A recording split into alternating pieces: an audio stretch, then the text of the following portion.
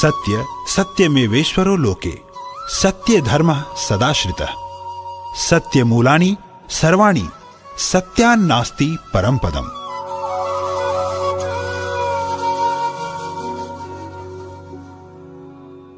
अर्थात सत्य ही संसार में ईश्वर है, धर्म भी सत्य के ही आश्रित है, सत्य ही समस्त भव विभव का मूल है, सत्य से बढ़कर और कुछ भी नहीं। सत्य और जीवन का मार्ग दिखाने वाले महर्षि वाल्मीकि जी को भारत के प्रसिद्ध संस्कृत भाषा के आदि कवि के रूप में जाना जाता है, जिन्हें श्लोकों का जनक भी मानते हैं। सर्वप्रथम श्लोकों और महाकाव्यों की रचना हेतु ही महर्षि वाल्मीकि जी को आदि कवि कहा गया।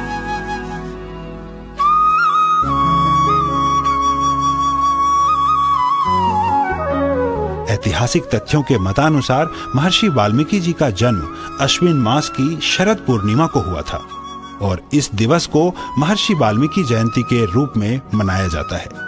उन्होंने कई वर्षों तक एक ही जगह पर बैठकर राम नाम का जाप किया। वह इस अनुष्ठान में इतने लीन हो गए कि उन्हें भूख प्यास तो दूर, मौसम और ऋतुओं का भी पता नहीं लगा और कई वर्षों की कठोर तपस्या से ही वह महर्षि वाल्मीकि कहलाए।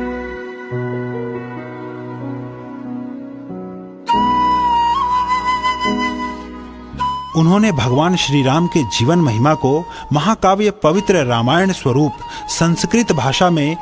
आयुर्वेद को एक बात तो लोग मानते ही हैं, कितने ही पढ़े लिखे क्यों न हो, लेकिन अगर शरीर की अंतर शुद्धि करनी है तो आयुर्वेद उत्तम से उत्तम मार्ग है, करीब करीब सब लोग मानते हैं। ये स्वीकार करके चलते हैं कि भाई अंदर से सफाई करनी है तो उसी का सहारा ले लो, काम हो जाएगा, जल्दी जल्दी हो जाएगा।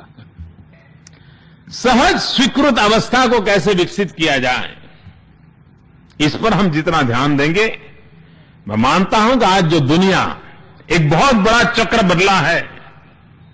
अगर गत 50 वर्ष एलोपैथिक मेडिसिन ने जगत का पर कब्जा किया है, तो उससे तंग आई हुई दुनिया आज होलिस्टिक हेल्थ केयर की तरफ मुड़ चुकी है।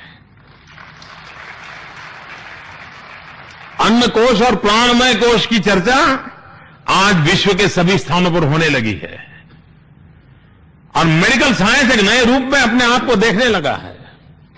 हमारे पास ये विरासत है, लेकिन इस विरासत को आधुनिक संदर्भों में फिर से एक बार देखने की आवश्यकता है। उसमें बदलाव की जरूरत हो तो बदलाव की आवश्यकता है, और अगर ये हम कर पाते हैं तो हमारे सामने जो चैलेंजेस हैं, उन चैलेंजेस को हम भली भांति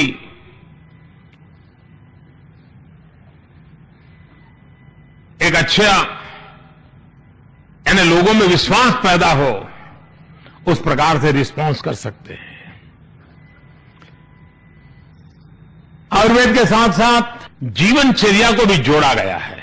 अनेक प्रकार से आयुर्वेद वे ऑफ लाइफ से ज्यादा जुड़ा हुआ है, शायद हमने कभी सोचा तक नहीं होगा। आज यहां बैठे हुए लोग भी कुछ बातों पे तालियां भी बजा रहे हैं, पीछे स्टूडेंट बहुत बड़ी मात्रा में है, लेकिन फिर तो अंदर तो दिमाग थोड़ा हिलता होगा, यार पता नहीं कैरियर कैसी बनेगी। मैं इन खास करके नई पीढ़ी के लोगों को कहता हूं, निराश होने का कोई कारण नहीं है। हमारे सामने एक उदाहरण है, उस उदाहरण से हम सीख सकते हैं। हमारे देश में भी जिस भारत की धरती पर योग की कल्पना थी, जिस भारत ने योग विश्व को दिया,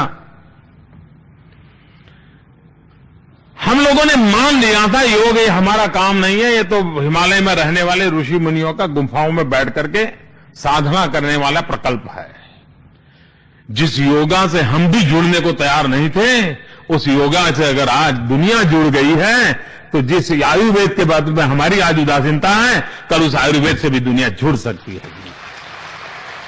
हमारे सामने जीता जागता उदाहरण है।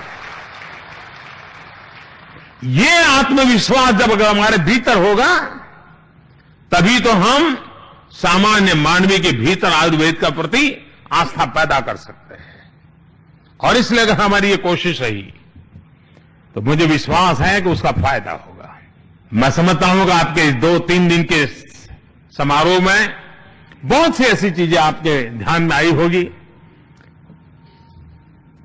उसके आधार पर कोई न कोई आप योजना बनाएंगे। भारत सरकार के रूप में इस प्रकार की महत्वाकांक्षी आपकी योजनाओं में मेरा पूरा सहयोग रहेगा, उसको आगे बढ़ाने में पूरा समर्थन रहेगा।